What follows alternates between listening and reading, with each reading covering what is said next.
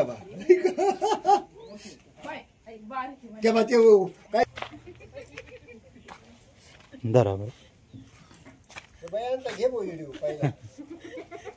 अरे पण तू तिकडे आमचा व्हिडिओ काढा तू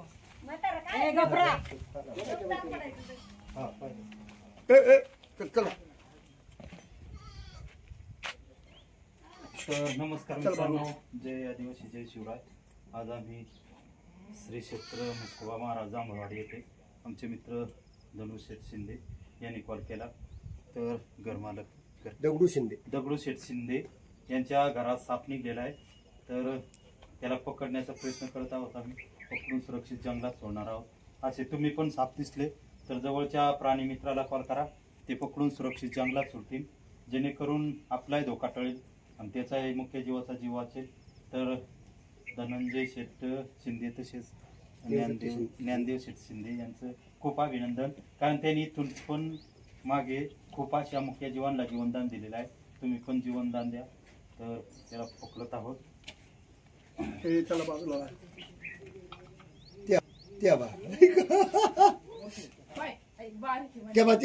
काहीतरी धरी दादा त्यांच्या बाय बेटकुळाचे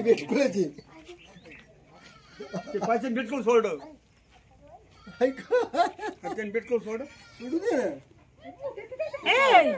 ना पाय आता. तर मित्रांनो, त्याला पकडून आता करत आहोत.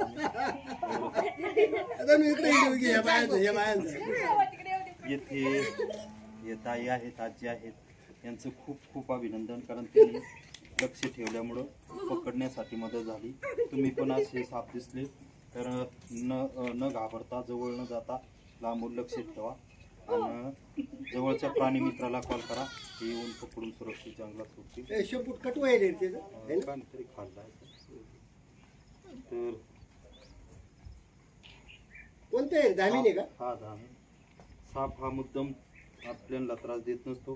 त्याला मारण्याचा प्रयत्न केला किंवा चुकून पाय पडला तर तो चावा घेण्याचा प्रयत्न करतो. आणि चुकून जर चावा घेतला तर लवकरात लवकर हॉस्पिटलमध्ये जा.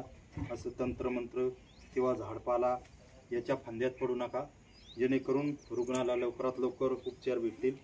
आपल्या ग्रामीण भागात काय होतं, जास्त करून झाडपाला बघत याच्यावर जास्त विश्वास असतो आणि त्याच्यात वेळ वाया जातो आणि रुग्णाला जास्त होतं.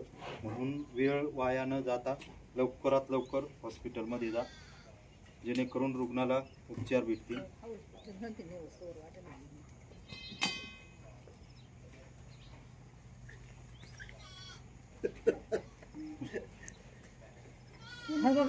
अरे म्हणलं घर उघडावा, घर मला लटका झाला बाई. आता कुठे गेला तुला लटका? पाहिजे त्याला घाबरतोय का तू? आता जवळ आले.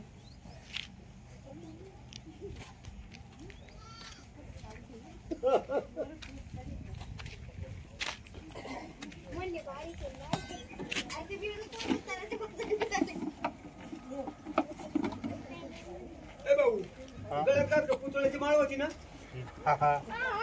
मी तर लय माळी तयार केली असते. पुतळ्याची माळ होती का? नाही, मी तर लय माळी तयार केली असते. आटा मारला आहे ना रे.